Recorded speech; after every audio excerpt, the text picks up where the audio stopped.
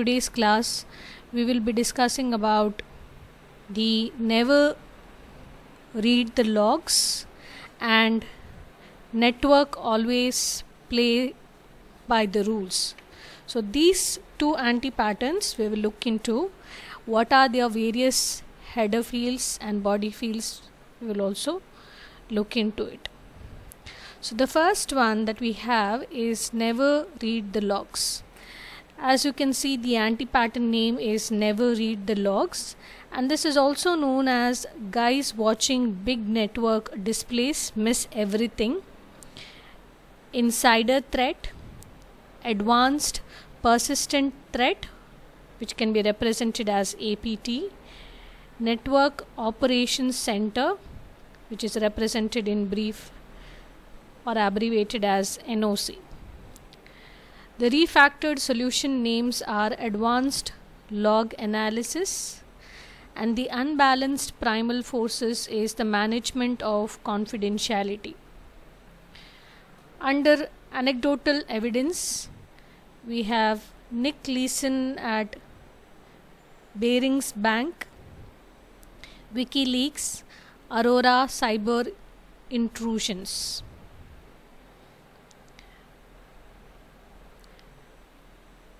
Next is the anti-pattern solution. Now, if you look at the network operating centers, that is NOCs, they do have facilities with large colorful displays of system and network status. So the system, network and security devices are able to send messages about the events to a centralized management application, which will test for alarm conditions and generate the big displays. There are certain alerting rules which are usually set to eliminate any false positive alarms. For example, say intrusion detection system, which is in short abbreviated as IDS. So these intrusion detection system rules and intrusion prevention systems, that is IPS, cause false alarms that can be disabled. So frequently logged events such as configuration changes on the end user systems will not be alarmed. But all of this is fine assuming that it actually works, but those colorful displays can give a false sense of security. We are not sure whether the logging is really working, and sometimes you can look at the logs, you will find that it is not logged properly, and if there is a disabled intrusion detection system, alerting rules will introduce certain vulnerabilities for attackers to evade the detection. So it is very important to make sure whether these security devices are really working or not. Now coming to the various causes, symptoms and consequences. For this particular anti-pattern, that is never read the logs, the first cause, symptom and the consequences will include nobody responsible for reading the network, system and the security logs. Secondly, there is no health and status monitoring of the events, and there are no alarm rules for the window configurations. Moreover, you also have the new IDS which will yield numerous alerts, and many IDS rules will be disabled. Under refactored solution and examples, it's important that reading the logs is done periodically. It should be a periodic activity, without which you will miss a lot of unusual, suspicious and erroneous activity that is occurring on your network. So depending upon the criticality of the application, it might become necessary to review the logs daily or multiple times throughout the day.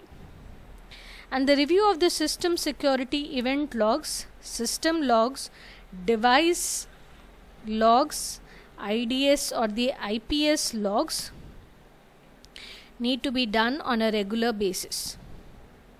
So we cannot always depend on the versions that are in the centralized log manager, but we need to periodically audit the local logs and make sure that they are accurately reflected in the central logs. So next anti-pattern that we have is network always plays by the rules. The anti-pattern name is network always plays by the rules, and this is also known as trust all servers, trust all clients, or it can also be called as do you believe in magic. The unbalanced primal forces will include the management of confidentiality and integrity, and the refactored solution names is system hardening, state of the art wireless security protocols. And the anecdotal evidence is in wireless, the access point with the strongest signal is the one that the user devices will trust even if it is malicious. Now coming to the anti-pattern solution for this. In general, if you see, the internet was actually not designed with the security in mind, neither were many of the wireless technologies. So for example, both Wi-Fi enabled laptops and the global system for mobile communication, that is the GSM cell phones, would accept any base station that knows the respective protocols. So there is now currently a free security tool which is called as Karma that can turn any Wi-Fi enabled laptop into an imposter wireless access point. So this is described as internet in a box, and the Karma tools will be enabled in other laptops into sharing their cookies for major websites and other purposes. Also we have something called as Esenia, which is a security research tool that generates network layer 2 attacks in the data link layer. So protocols on this layer will generally not authenticate other systems, meaning whatever frames that are sent are accepted as valid and will be acted upon.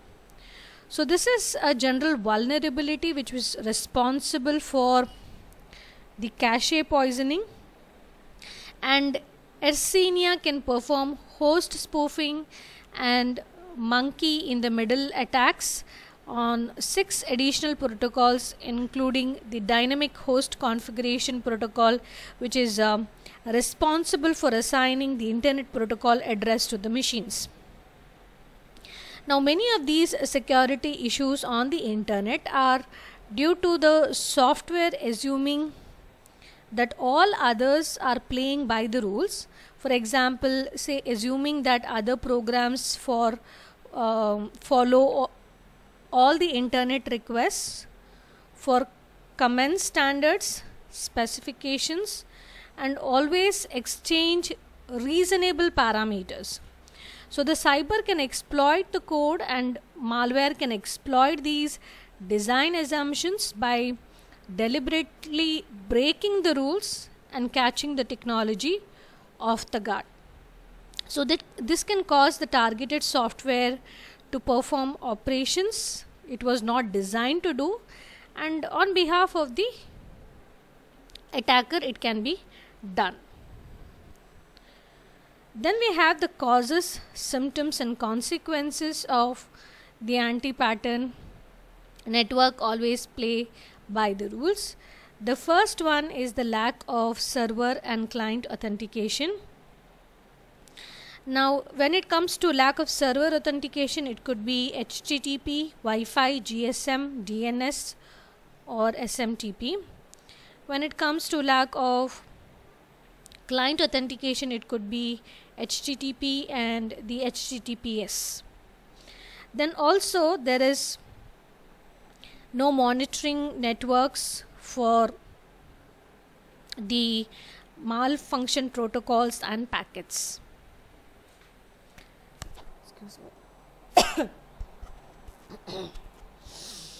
Finally, we have the refactored solutions and examples. As we have seen, there are many inherent weaknesses in the internet technology that cannot be mitigated. So what one can do is use cyber security best practices to make the systems as hard targets. For example, the hardened system configurations according to the best practice guidelines can be used, and we can use the most advanced updated solutions for antivirus, anti-spyware, IDS, IPS, and host-based security systems. We can also configure systems such as Wi-Fi enabled laptops to require host authentication and ensure that there is security into the system from the beginning of the development life cycle. The related solution for this anti-pattern could be that we can think about rethinking of how the internet can be made stronger so that there is proper delegation of trust and attribution of the user actions.